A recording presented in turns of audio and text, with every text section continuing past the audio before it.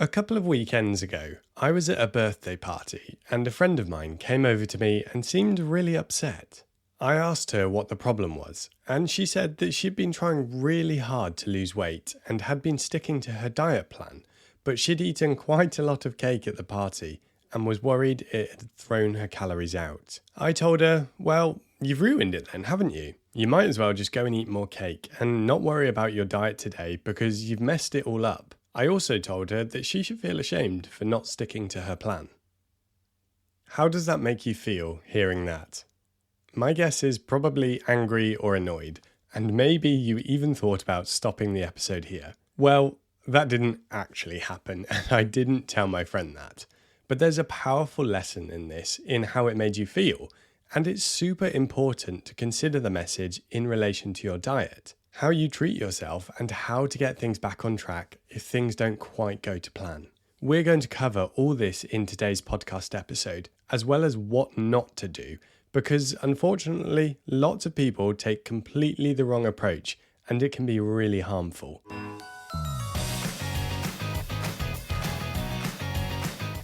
Hey, and welcome to Vegetarian Health and Longevity, a podcast by Hurry the Food Up, where I cover topics that help vegetarians live longer in better health. I'm your host, James LeBague, and I work as a registered sport and exercise nutritionist and advanced clinical practitioner in family medicine. It's my pleasure to interview expert guests, share my own experiences from working with patients and clients, and demystify some of the nutrition fluff that's out there to give you practical, take-home information that you can use to live a healthier life.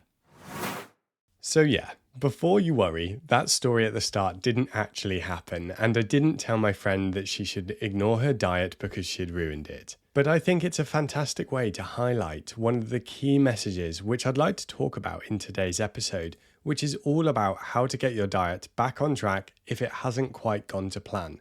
Essentially, how to manage slip-ups or relapses.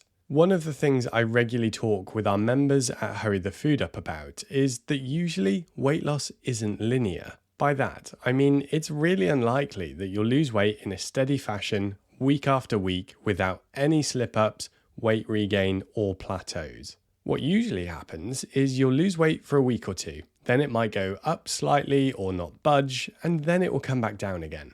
The key is managing those periods where things don't quite go as smoothly, because they're stressful to manage and can be a real mental challenge. When you don't see the scales move, it can be hard to stay on track because you aren't seeing the reward for all your hard work. As well as that, it's common for people to not stick to their diet plan in an exact fashion. So over at Hurry the Food Up, we have weekly weight loss meal plans where we do all of the planning for you, and we encourage our members to stick to them after making any changes to suit their preferences. But sometimes that might not happen. Maybe you go out to dinner, or you go to a party and you eat some cake. Maybe you eat a lot of cake. Often, the next feeling is regret and disappointment, followed by a f*** attitude where the rest of the day, or maybe even the rest of the week, goes out the window. Before you know it, it feels pretty much impossible to get things back under control, and you're left wondering how you were ever managing to stick to your diet in the first place. I recently spoke with one of my one-on-one clients about weight loss strategies and long-term weight management. They had done fantastically well since we started working together, and they had lost a good chunk of weight. But we spoke about the fact that it might not carry on exactly as planned. They might hit a plateau, or later on in the year they might gain some weight back. If that happened, how would they manage it? The place I always suggest starting is acceptance. Now, this might sound contrived, but it's so important when it comes to managing these situations. I mentioned that often the feeling is regret and disappointment after having a slip-up or relapse with your diet and weight, but there's usually a strong sense of guilt in there too, as well as shame. My advice is, instead of focusing on these negative emotions, focus on the fact that it did happen, and it's done and in the past.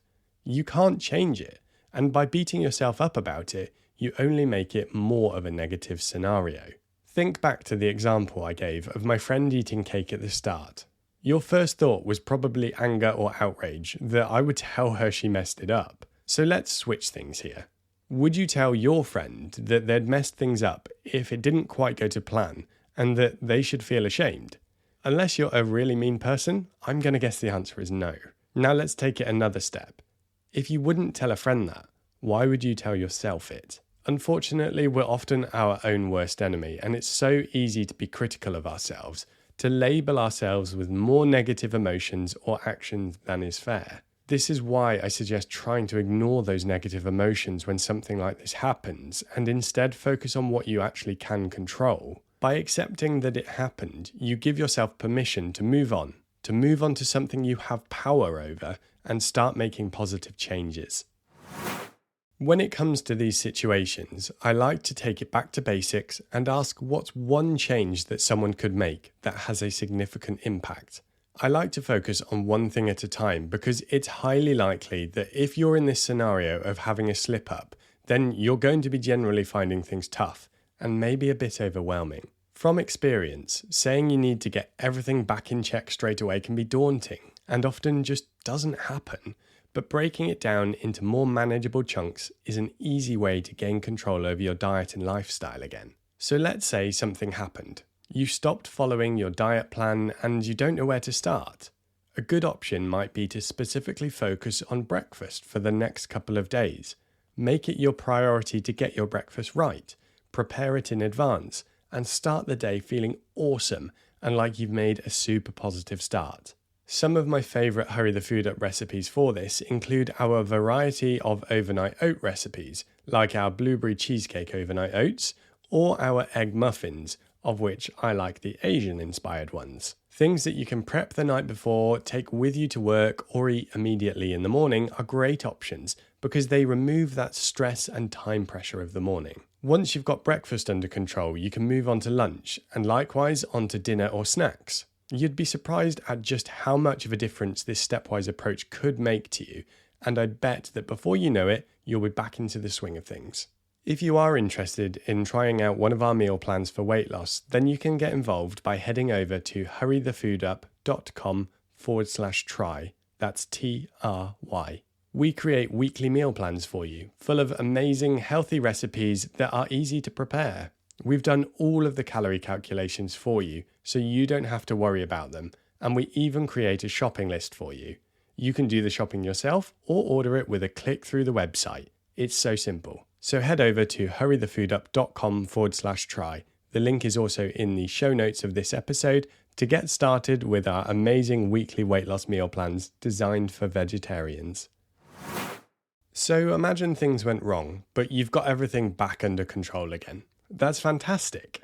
For obvious reasons though, you want to try to stop that happening again, so you don't have to go through it, because it's super tough.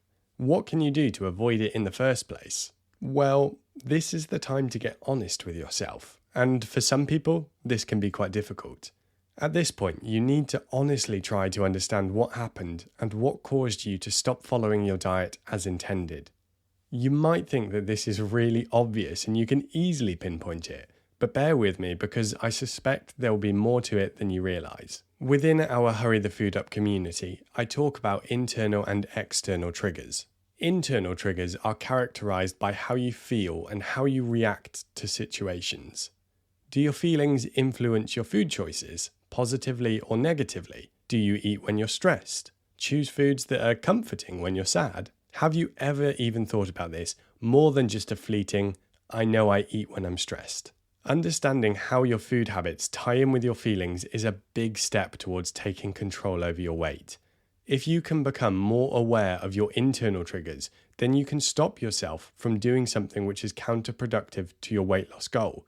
And I'll talk about the best way to do that in a moment. But before that, I want to talk about external triggers. And this is the term we use when we talk about things that are influencing us, but not necessarily our thoughts and feelings. How about television or radio adverts that remind us of our favourite food? Or something closer to home, sweets or treats on the side in the kitchen. These external triggers are equally as important to understand and in a lot of cases, remove. We can make massive improvements in our eating habits simply by removing what causes us to make poor decisions. Think about the things in your daily life which might contribute to this. If you know that when you walk into the kitchen, you grab some snacks because you can see them, put them away in a cupboard or don't buy them in the first place. And if you know that when you go down a certain aisle in the supermarket, you buy things you know you shouldn't, well, don't go down that aisle. This will involve you making a conscious decision to say no sometimes, and to start with, that can be hard. But it will get easier, I promise, and once you're into the habit, you won't even think about it. My favourite method for understanding thoughts, feelings, and triggers is journaling, and I talk about this with one-on-one clients and Hurry the Food Up members. To really understand what triggered a behaviour, you need to identify it. If you try to just do this in your head, you might be able to truly understand how you're feeling and be able to do something about it. But more often than not, you'll forget about it and you won't remember what caused you to feel a certain way. So by writing it down, you identify it, label it, and can start to formulate a plan to stop it from happening next time. And there's an amazing thing that normally happens when you do this. You realise that whatever it was that caused that behaviour doesn't sound anywhere near as bad as it did in your head. When you write it down onto paper or your notes app on your phone, suddenly it seems quite trivial. And that's not to say it isn't important, but like we mentioned earlier, we're often our own worst enemy. By getting something out of your head and onto paper, you can confront it and it won't seem as scary, and then you can take steps to stop it from happening in the future. A genuine example I had was someone kept eating fast food and felt like they were completely ruining their diet because of it. To start with, they thought it was due to stress, tiredness, not preparing foods, and these all definitely played a part. But do you know what the actual problem was when they journaled to try and identify it? It was a poster they walked past that regularly advertised that food and made them think of it and crave it. They made a change which was literally as simple as walking down a different street, and it helped them break the habit of eating it. Sometimes these simple changes make a world of difference, and I can't recommend this journaling strategy enough. Try it yourself and see how you get on, and please let me know if you found it useful because I'd love to hear from you. And if you are finding this episode helpful, I'd really appreciate it if you could give this podcast a quick 5-star rating on whatever platform you're listening on, because it really helps the podcast grow and help more people like you. I have 3 golden tips when it comes to how not to manage these relapses or slip-ups, because they can actually be quite harmful mindsets or practices to follow. The first thing that you shouldn't do is exercise more to try and counter the effects of not following your diet. Some people will feel like they need to go and burn off that donut that they ate or that cake they had with a friend. But honestly, I'd strongly recommend that you don't use this approach, and that's for a couple of reasons. It's a really negative pattern to get into because you start to associate food with exercise, and then it can be really hard to decouple them. It can make people feel like they can only eat certain foods if they've earned them, and this just really isn't true. It's far better to just use context and moderation, and understand that in a healthy, balanced diet, these foods are okay. I've spoken about this before in episode 6, why you're wrong about junk food. It's not as bad as you think, and I'd recommend this if you want more information on it. But my other worry here is that this will make someone more likely to get injured or have an unstable or unsustainable exercise routine. Now, I want everyone to exercise in some way, shape or form because it's so beneficial for so many reasons, but the idea is that you should be doing this regardless of what your diet is doing. So if you're already exercising and have a stable routine, you shouldn't be doing more on top of that just to burn off some food. And if you don't have a stable schedule, rather than food triggering you to exercise, you should just sustainably understand how to start exercising and stick to it. I have also talked about this in episode 4, why you can't stick to exercise and the best way to fix it, and I'd highly recommend listening to that if you haven't already. But in a nutshell, keep to your standard pattern or start gradually adding exercise in, rather than making it a reactive feature to slip-ups. Another thing that you shouldn't do is to label yourself with negative emotions. I mentioned this earlier, but giving yourself some empathy and acceptance is the best thing you can do when combined with starting to make positive changes. I spoke about this topic with that client I mentioned earlier. I put them into a hypothetical scenario where they had done really well for a couple of months and then had a bit of a crap month where things went wrong. Then they got everything back on track and were great for a couple more months. The overall effect was that they had had 1 bad month out of 6, meaning a net 5 months of positive habits and behaviours. When you realize just how insignificant these slip-ups are, if you can take action to change them and turn it into a positive scenario, it will make such a difference in how you approach them, and they won't seem anywhere near as daunting. This was quite a revelation for my client, as they'd had issues with long-term weight management before, but by putting it in this clearer, long-term context, it made them feel far more empowered with knowing that they could manage it if it happened again in the future. And this links to my final suggestion of what not to do, which is to see it as a single event. Instead, zoom out and see it for what it really is, a small part of your diet. It's so easy to get lost in the everyday stuff and for everything to feel super important on a daily basis.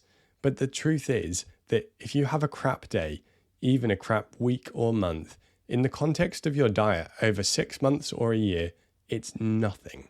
What you do over the long term is way more important, and this is why I'm always so keen to talk about sustainable diet and exercise habits. If you can build something into your routine that, for the most part, you can manage month after month, that's going to be way more beneficial for you. So if these slip-ups or relapses happen, start building yourself back up with the knowledge that what has just happened is so inconsequential in the grand scheme of things. I've personally found this super empowering, and I hope it helps you too. So remember to have a listen to those episodes that I mentioned about junk food and how to stick to your exercise plans. And if you found this podcast helpful, please give it a quick review on whatever platform you're listening on.